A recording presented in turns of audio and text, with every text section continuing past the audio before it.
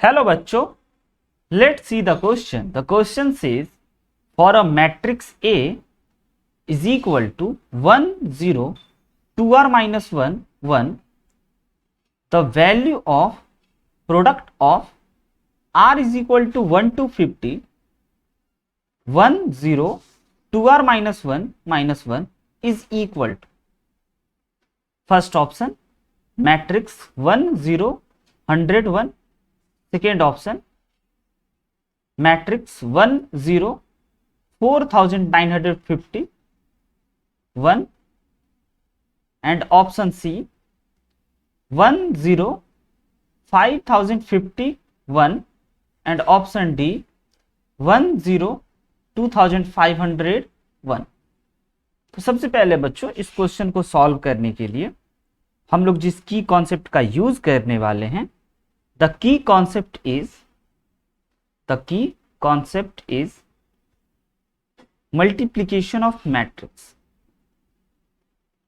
multiplication of matrix।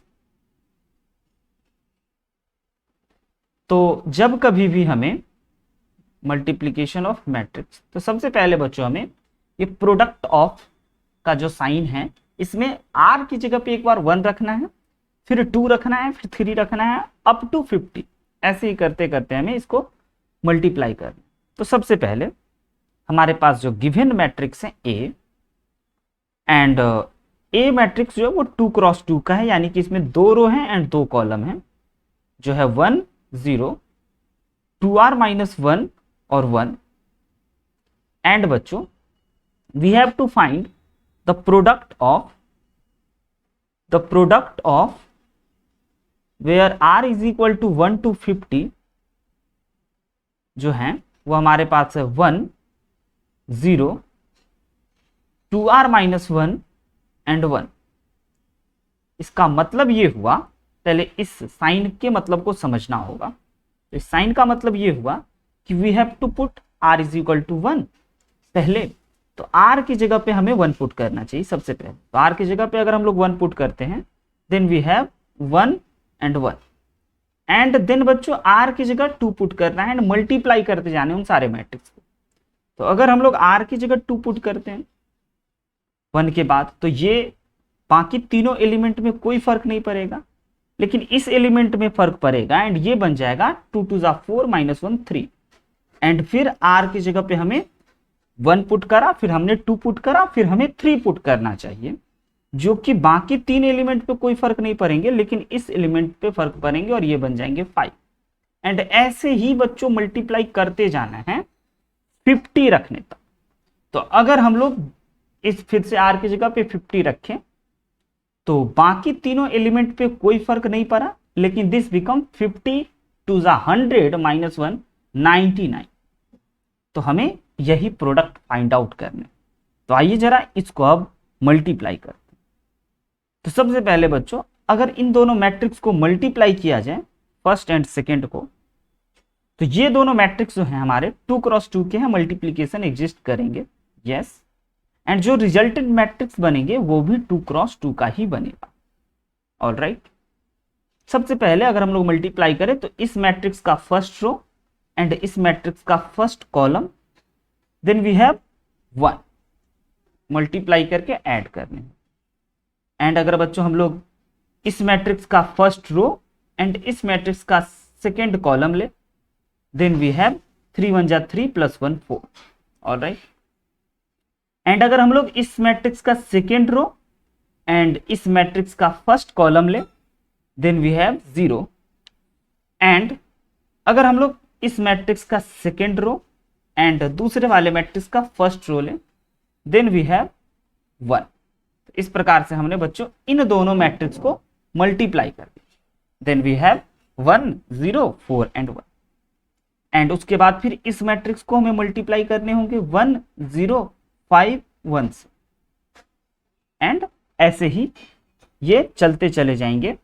फिर इस matrix को हमें मल्टीप्लाई करना होगा लाइक 1 0 7 1 से, एंड ये ऐसे ही करते जाएंगे, हमें करते रहने होंगे 1 से लेकर के 99 वाले मैट्रिक्स।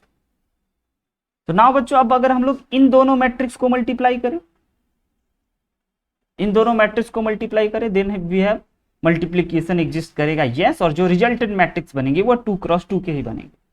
तो इसको इससे मल्टीप्लाई करेंगे तो हमारे पास आ जाएंगे कुछ इस प्रकार से 2 क्रॉस 2 के ही मैट्रिक्स बनने वाले हैं। एंड ये आ जाएंगे 1 0 एंड 9 एंड 1। तो बच्चों डायरेक्ट लिखा जाए 1 0 एंड अगर हम लोग बात करें सेकेंड रो फर्स्ट कॉलम की तो वो हो जाएंगे 9 एंड अगर हम लोग बात करें सेकेंड रो सेकेंड कॉलम की तो वो बन जाएंगे 1। तो इस प्रकार से ये हमारा बनते जा रहा है। एंड जो हमारे अब बच गए हैं वो बच गए हैं 170 वाले, 1 0 7 1 अप टू मल्टीप्लाई करने हैं 99 तक वाले, जो कि है हमारे पास कुछ इस प्रकार।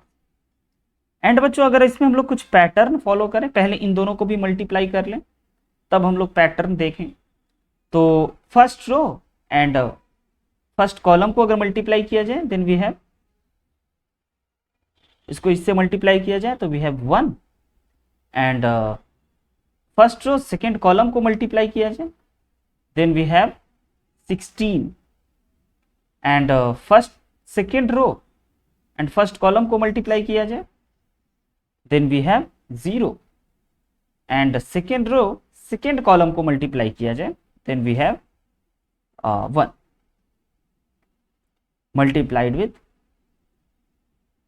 ऐसे ही मल्टीप्लाई करते करते बच्चों हमारे अब हमें कुछ पैटर्न ऑब्जर्व करने होंगे इस मैट्रिक्स के मल्टीप्लिकेशन में। जो हमने मल्टीप्लाई किया है उसमें कुछ पैटर्न ऑब्जर्व करें।